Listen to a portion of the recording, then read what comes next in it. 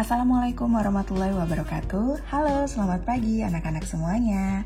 Senang sekali Ibu Yeni bisa kembali menjumpai kalian untuk memberikan layanan bimbingan konseling hari ini. Anak-anak, bagaimana kabar kalian hari ini? Apakah hari ini kalian dalam keadaan sehat walafiat, sedang bahagia, atau mungkin ada yang lagi stres? Wah, jangan dong, jangan stres-stres. Semuanya dibikin asik, dibikin enjoy. Tapi stres itu adalah hidup ya, tidak ada hidup tanpa stres. Hidup tanpa stres sama aja dengan mati. Stres adalah teman yang senantiasa ada bersama kita. Oleh karena itu jangan takut stres, tapi jangan meremehkan stres. Karena suatu waktu dapat membuat kalian terjatuh. Untuk itu anak-anak perlu mengenali stres dan cara mengatasi stres. Nah, hari ini kita akan membahas tentang cara mengatasi stres. Untuk anak-anak yang ingin tahu lebih jelasnya, simak baik-baik video berikut ini ya. Stres.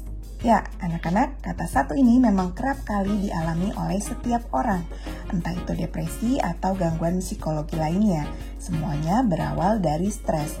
Kehebohan di media sosial seharusnya membuat kita sadar bahwa kita tidak bisa menganggap remeh stres. Sudah saatnya kita aware dengan isu kesehatan mental ini. Oke anak-anak, kita bahas terlebih dahulu tentang apa itu stres menurut para ahli ya. Menurut Anaroga dalam Anggraini tahun 2003, stres merupakan tanggapan seseorang baik secara fisik maupun secara mental terhadap suatu perubahan di lingkungan yang dirasakan mengganggu dan menyebabkan dirinya terancam.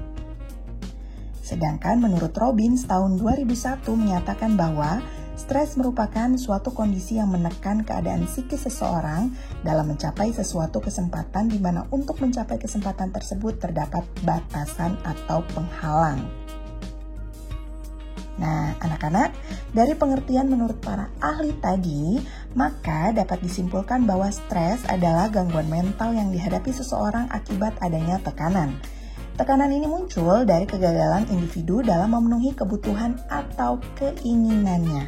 Tekanan ini bisa berasal dari dalam diri individu maupun dari luar. Contohnya begini anak-anak, sebentar lagi penilaian akhir semester. Tapi tugas-tugas sekolah selama daring tidak kamu kerjakan, akhirnya menumpuk. Sedangkan syarat untuk ikut penilaian akhir semester atau PAS adalah siswa sudah melengkapi semua tugas-tugas yang diberikan oleh Bapak Ibu Guru selama pembelajaran daring.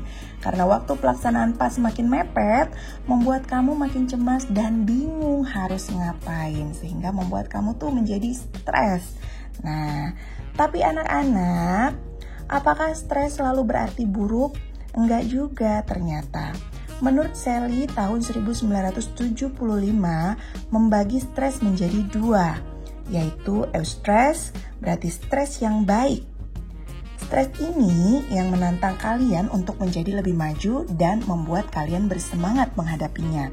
Contohnya nih, kebutuhan untuk menang dalam pertandingan. Kemudian yang kedua ada distress, berarti stres yang buruk. Stres yang ini membuat kalian malas ngapa-ngapain. Stres ini bikin kamu sakit, nggak bersemangat, dan jadi lebih gampang emosi. Stres ini dampaknya jelek banget buat kalian. Anak-anak, ada bentuk-bentuk bahasa tubuh untuk mengenali stres, yaitu dari segi penampilan. Biasanya kalau orang stres terlihat lebih ceroboh. 2, ketika stres terlihat lebih kotor seperti yang tampak dari pakaian yang kalian kenakan. 3, terlihat malas dalam setiap kesempatan. Dan yang terakhir, tidak ada gairah dalam diri kalian. Dari segi mood atau suasana hati, biasanya orang stres bersikap tidak menyenangkan terhadap mereka yang dekat dengan kalian. Kemudian, orang yang stres biasanya merasa terganggu karena masalah kecil dan terlihat muram. Oke anak-anak, setelah kalian mengenali tanda-tanda stres beberapa tadi yang sudah Ibu sebutkan, harapannya pastinya kalian bisa terhindar dari stres. Namun ingat anak-anak, yang namanya hidup, masalah itu akan selalu datang. Dan kita pasti akan selalu mengalami yang namanya stres. Caranya adalah kelola baik-baik diri kita. Bagaimana caranya kita untuk terhindar dan bagaimana caranya kita bisa mengatasi stres yang kita alami. Di sini Ibu akan membagikan tips cara untuk menghindari dan mengatasi stres. Yang pertama, belajarlah dari kesalahan-kesalahan tapi janganlah tenggelam dalam penderitaan dan penyesalan. 2. Tertawa dengan lepas, karena tertawa baik untuk kesehatan. Ketika kalian tertawa lepas penuh hati, akan memicu pelepasan endorfin dari otak, di mana endorfin adalah hormon yang membantu mengembangkan indera relaksasi dan kebahagiaan. Kemudian cara mengatasi stres yang lain adalah selalu antusias, bersemangat, dan selalu berpikir positif. Di awal pertemuan pembelajaran daring sudah Ibu berikan penjabaran ya, gimana caranya melatih untuk selalu berpikiran positif. Cara mengelola stres yang lain yaitu jadilah pribadi yang ceria, ramah, dan hangat. Kemudian jangan takut dikritik namun tetap tegar. Anak-anak kalian juga bisa melatihnya dengan belajarlah untuk melihat masalah secara proporsional. Miliki kemampuan untuk melihat keadaan sekarang dan kejadian yang akan datang dari sudut pandang yang paling luas. Ingat anak-anak, bila kalian mengalami kesulitan, ingatlah kesulitan yang lebih besar. Hal ini membantu untuk mengatasi stres bila mengalami kesulitan. Oke, selanjutnya cara mengatasi stres yang lain adalah jangan takut resiko atau jangan menghindari resiko. Takut pada resiko merupakan penghalang keberhasilan dan hal yang paling mudah menimbulkan stres. Selanjutnya kalian juga bisa belajar dan berbuat sesuai dengan kemampuan kalian. Jangan bersikeras menuntut hak, ya. Dan juga yang terakhir, jangan terlalu memikirkan diri sendiri.